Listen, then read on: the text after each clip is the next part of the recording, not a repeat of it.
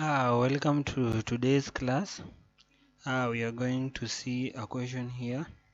I got the question from NEC paper, June 2021. This is a certificate question paper. So this question, I just saw it and decided this is the right thing, and I can show you how it can be calculated. So let's go to the question.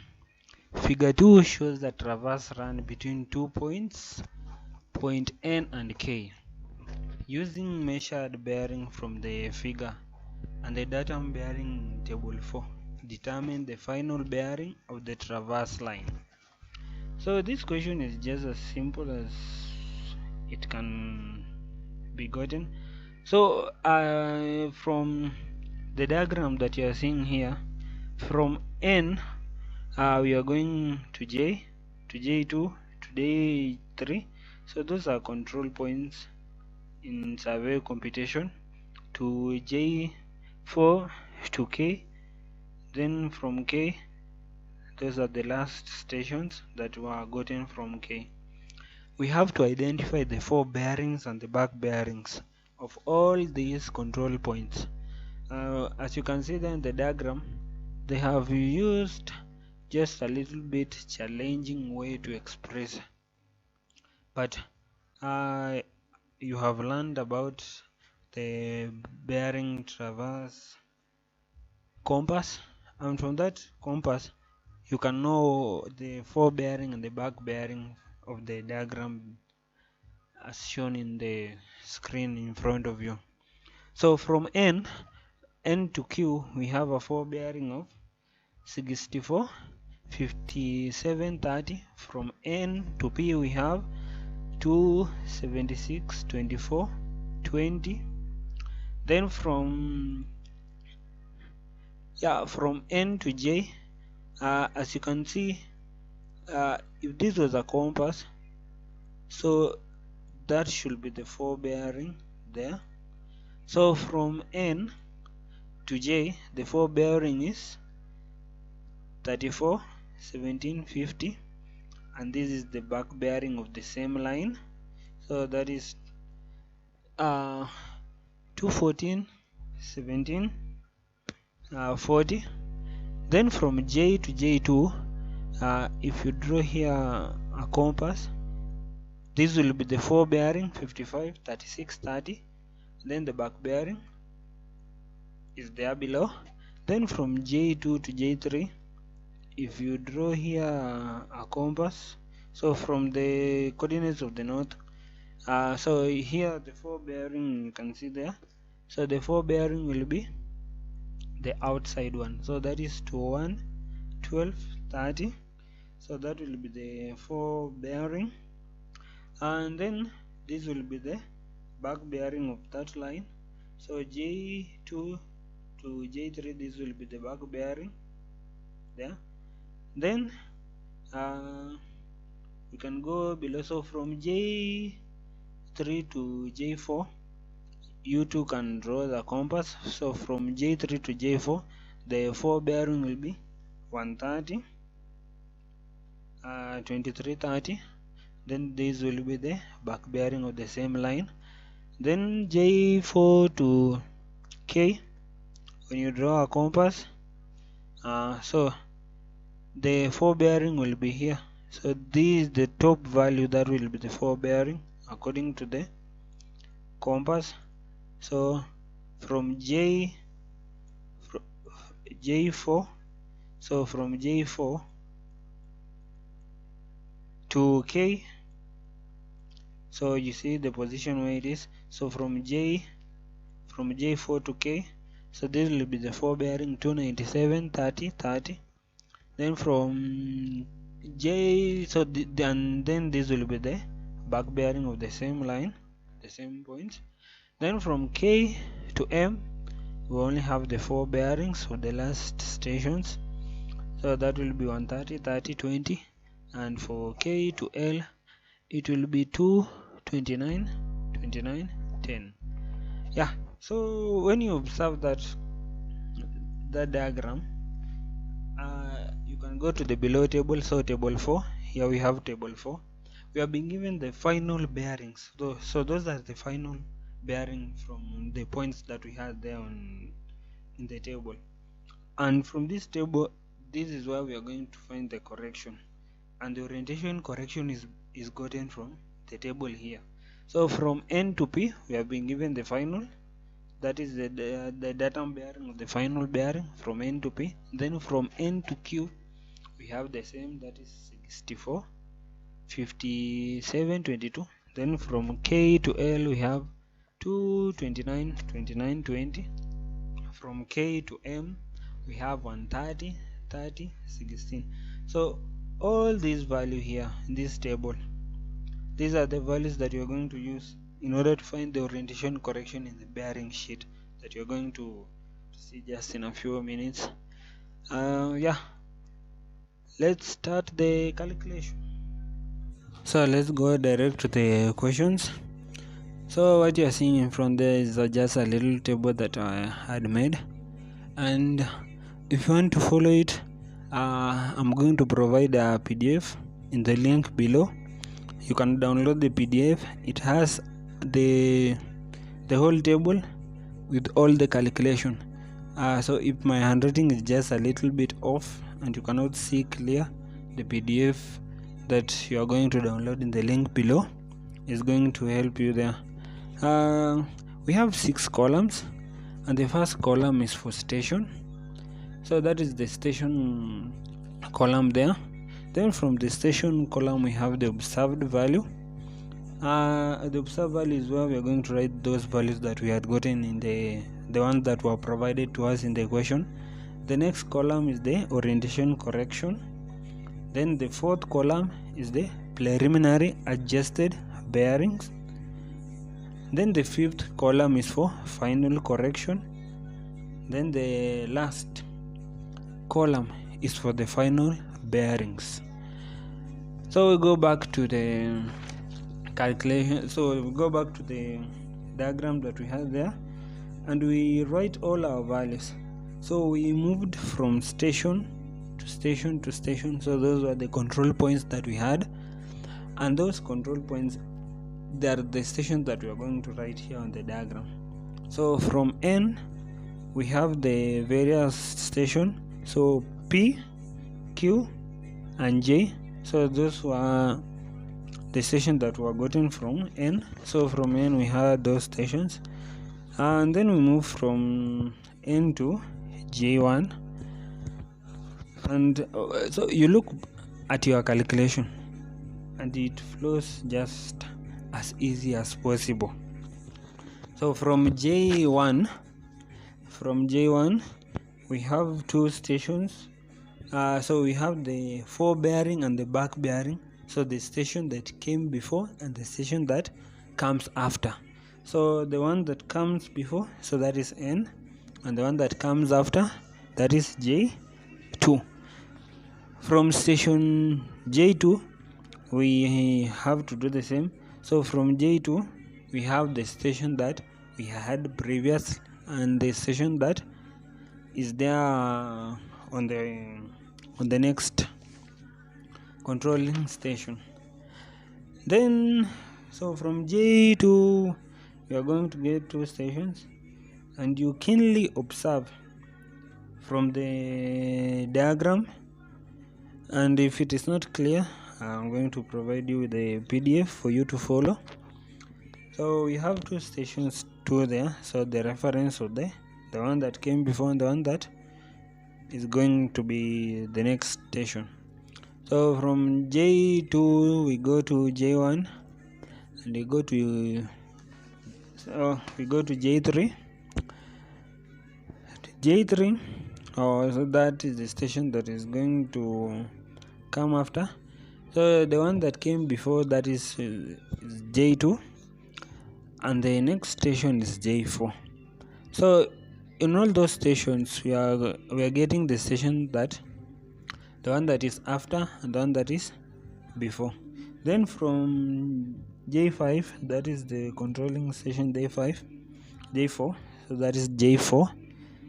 From J4 we go to K, Having finished written all the stations that we had there on the diagram provided to us, we go and write the observe values.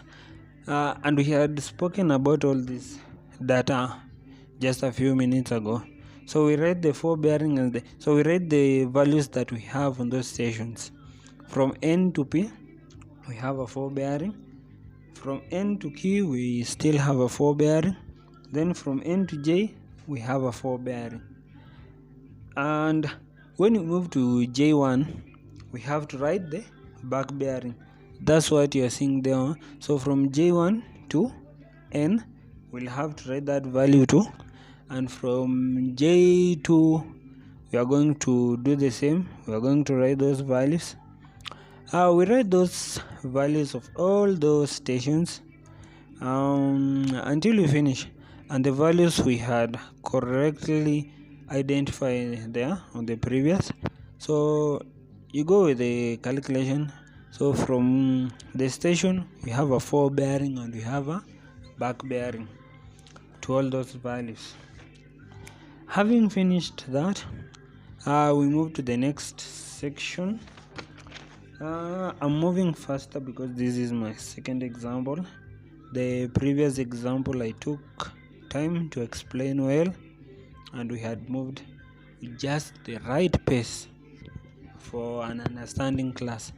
But this is an example that we are repeating. So this is example 2. The procedure is just the same. So we go back to our table, and in our table we had identified the final bearings from the datum bearings. And from N to P, we have 276, 24, 30. Then from the same, so when you move from N, then we have another. So from N to Q again, we have a value that we had been given there in the table, that is 64, 57, 22. That is the value that we have there. So those are the final bearings of point N to P and N to Q.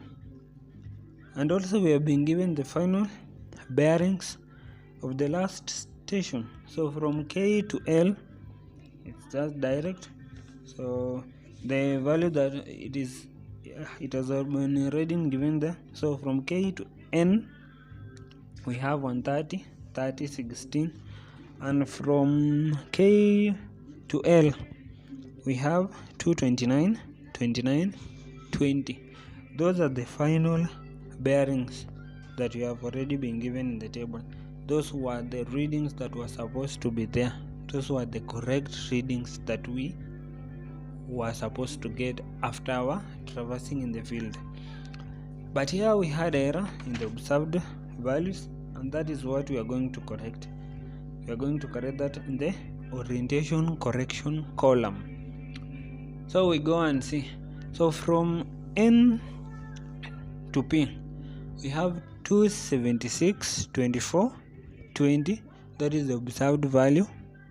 Then we have the final value, which is 276, 24, 30. So what was done in order to find the final bearing? So we see the orientation correction that we are supposed to have there. We input our value in the calculator, but you can subtract it off head just a little bit. So in this calculation, the degree and the minutes don't much change. The second is what brings the difference. So we have to add a 10 second to the value in P in order to find the correct bearing that we are seeing in the table there. When you add a 10, then we get our final bearing. Then we go to the next station. So from N to Q, that is the station that we have there. We observe too. So we have 64, 57, 30. That is the observed value from N to Q. Then the final bearing, so that is the observed value, is 64, 57, 22 in the final column there. That is the data that was supposed to be there. We find the difference in the two. Even you don't need a calculator. You get the 30 and the 22. The difference in the two will be a negative 8.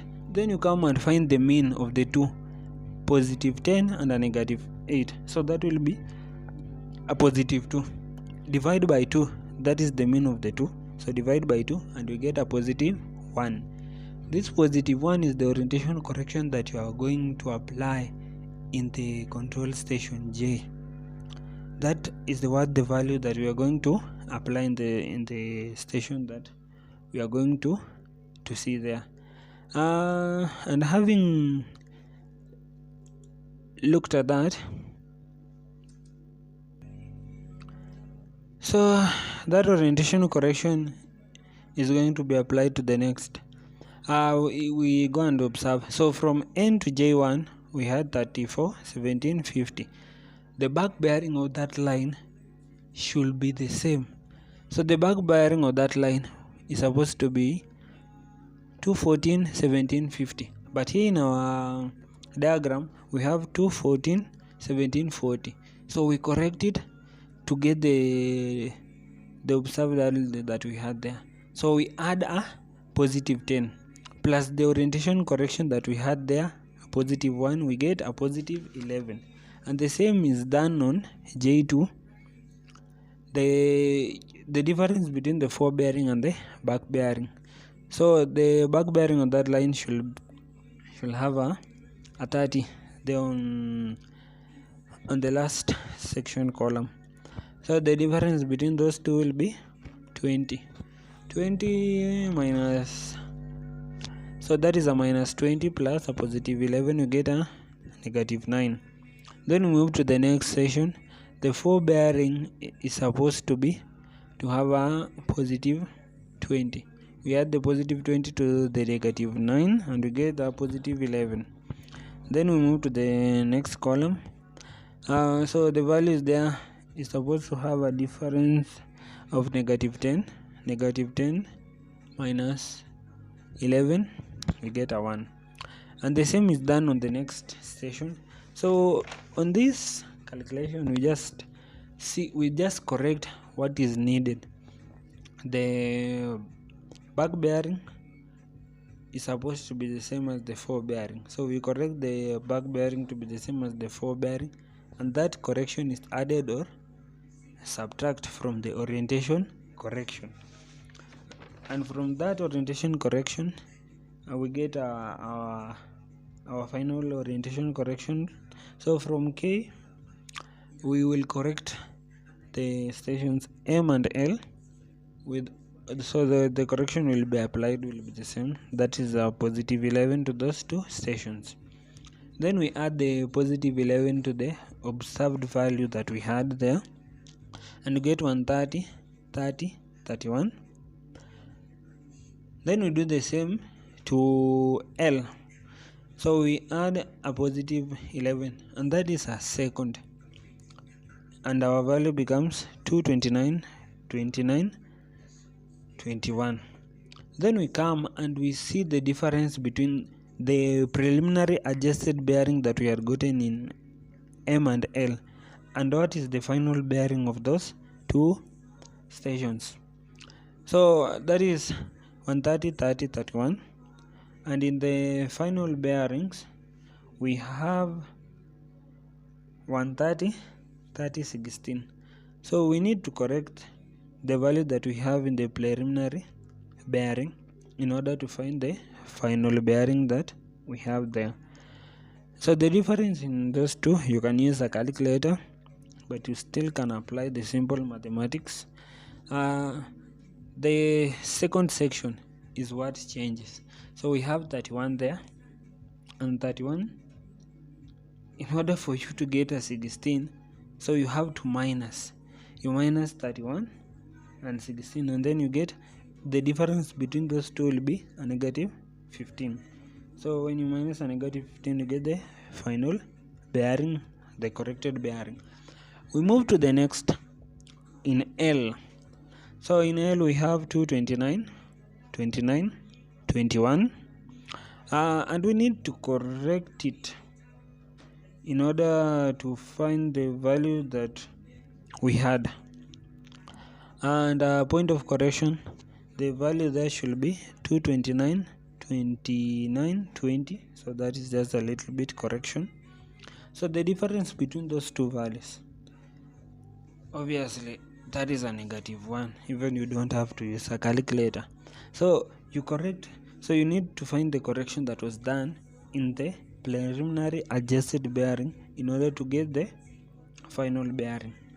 Then you get the addition of those two, -15 and a -1. So those two will give you a -16. So that -16 is the total in the two stations. So that is M and L. Then you divide by 2 because we have to find the mean between those two stations. That's why you divide by 2. When you divide by 2, you get a -8. So -8, that is the mean of those two. When you get a -8, you go and count the number of stations that we have in the diagram. Yeah, you just go back. You can use the table or you can use the diagram. So you count the stations. We have 1, 2, 3, 4, 5, 6. We have 6 stations. So that is N, J1, J2, J3, J4 and K. And those 6 stations is what you are going to divide in the final correction. So we are going to divide. So -8 divided by 6 from your calculator. And if you divide those two, you will get the first correction applied there. That is -1.33. And that final correction, you add the correction again. So in the next session, you just add the correction again to the next station.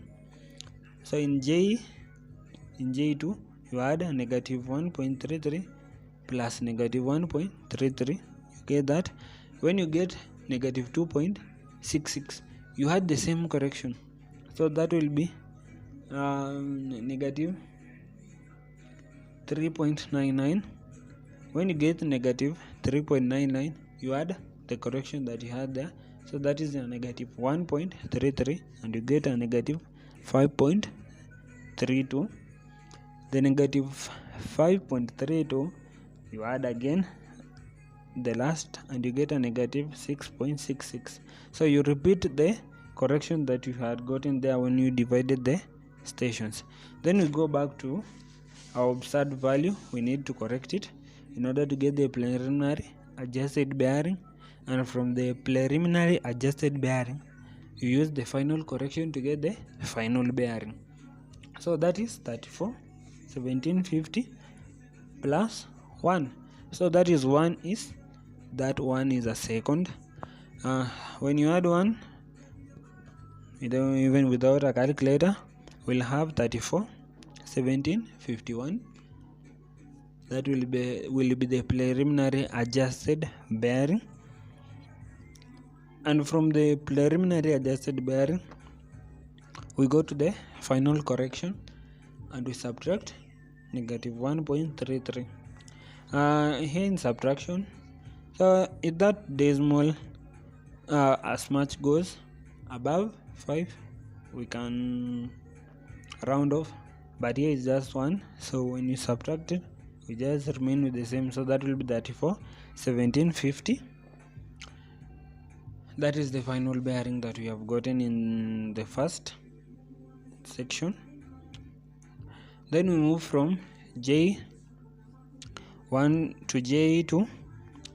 So when you add 11, we are going to get 55, 36, 41. And in that preliminary adjusted bearing, we subtract 2.66 and we get 55, 36, 38. And then we move to the next station. We subtract a -9. So here we are using the orientation correction to correct the observed values, and from the observed values we get the preliminary adjusted bearing, and we apply the final correction and we get the final bearing.